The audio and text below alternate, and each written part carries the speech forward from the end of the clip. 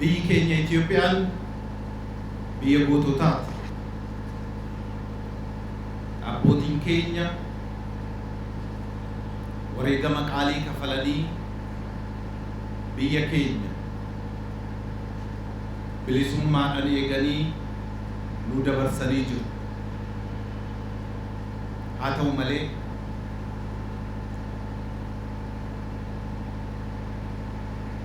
birmadummaan dinagdee hawaasummaa fi siyaasa lammiileetiin hin dabaalamne gatiin qabaatu. Rakkoon kun deemee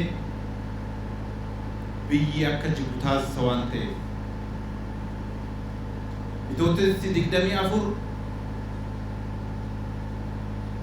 rakkoo siyaasa dinagdee fi hawaasummaa walxaxaa ta'een biyya diigamuuf qarreerra geessee turte baraaree jira. Kun bilisuudhaan kan argame miti. Ida'ama wareegama kumaa kittilatti kafallee jijjiirama dhufe. Carraa kanaan Aadde Aziizaa Abdii fi jaalleewwan jijjiirama kana fiduu keessatti wareegama kafalan akka naa galateeffattan isin gaafachuun barbaada.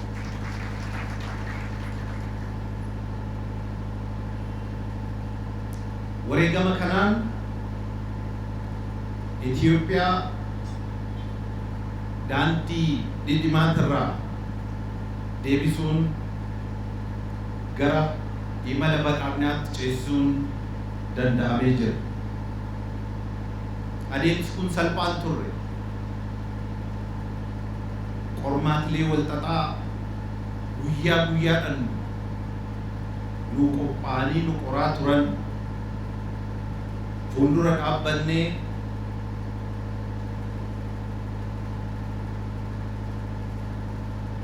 bifa tarsiimoo ta'een qolachuudhaan biyya keenya gara ifa badhaadhinaatti ceesisuu dandeenyee jira. Kanaanis boqonnaa ijaarsa biyyaa sadarkaa olaanaatti ceesisuun mootummaa cimaa fi biyya jabduu bu'uura amansiisarra kan kaa'ame.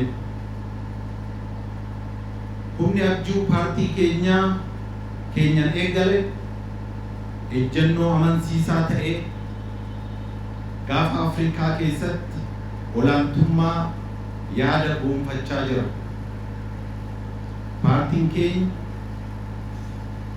seenessa tarsiimoo fi imaammata falaasama ida'amuutiin masakamee waggoottan 5 darban filannoo irraa eegalee hanga filannootti injifannoowwan qaqqaalii ta'an galmeessee jira. Ejjettiin injifannoo kanaas hooggansa yaadee karoorsuu fi hojjetee milkeessuu danda'u qabaachuu keenya. Dabalataanis uummata mootummaa isaa dhaga'u qabaachuu keenya ejjettii isa biraati. Humnoota lamaan kan waan qabnuuf qormaatilee guyyaa guyyaadhaan nu qoraa turan fuuldura dhaabbachuun injifannoo aarsaa qaaliin dhufe tiksuun imalli badhaadhinaa akka bu'uuraa'u taasisuun danda'amee jira. Kanaan cabiinsa dinagdee hawaasummaa fi siyaasa suphuuf daandii sirrii ta'e qabachuu dandeenyee jira. Kabajamtoota hirmaattoota egzibishinii kanaa hojiiwwan gama hundaan Oromiyaa keessatti hojjetameen warraaqsa haaraan falaasama hidhamuutiin injifannoo galmaan dhufe imala Oromiyaa ijaaruu Itoophiyaa utubuu fi gaanfa Afrikaa tasgabbeessuuf qabanne milkeessuu kan dandeenyu ta'uu raggaasisa. Kanaanis hojii filannoo hanga filannootti hojjechuuf waadaa galle gocha qabatamaadhaan dhugoomsuu keenya kan agarsiisu. Hojiiwwan karoorfanne baay'inaan qulqullinaa fi ariitiidhaan raawwannee tajaajila uummata keenyaaf oolchineera. Hojii bara jijjiirama irraa eegalee hojjanne mootummaa injifataa fi saba injifannoo isaa tikfachuu danda'u qabaachuu keenya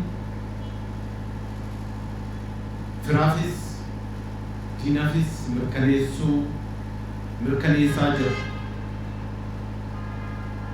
Kanaanis sagantaan egzibiishinii waadaa gochaan filannoo hanga filannootti jedhuun qindeessummaa biiroo kominikeeshinii Oromiyaatiin qophaa'e agarsiiftuu guddaa. Egzibiishinii kanarratti biiroolee fi dhaabbileen mootummaa naannoo Oromiyaa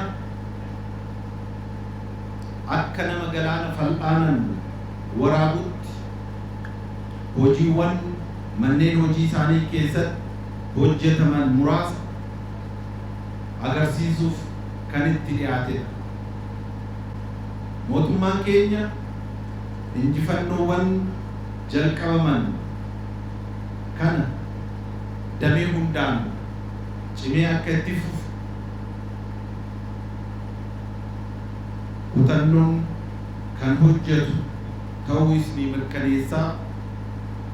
Uummanni keenyas injifannoo isaa tikfachuuf caasaa nageenyaa waliin qindaa'uun nageenya isaa akka eeggatu fi misooma jalqabe akka itti fufsiisuuf waamicha koo dhiyeessuun barbaada.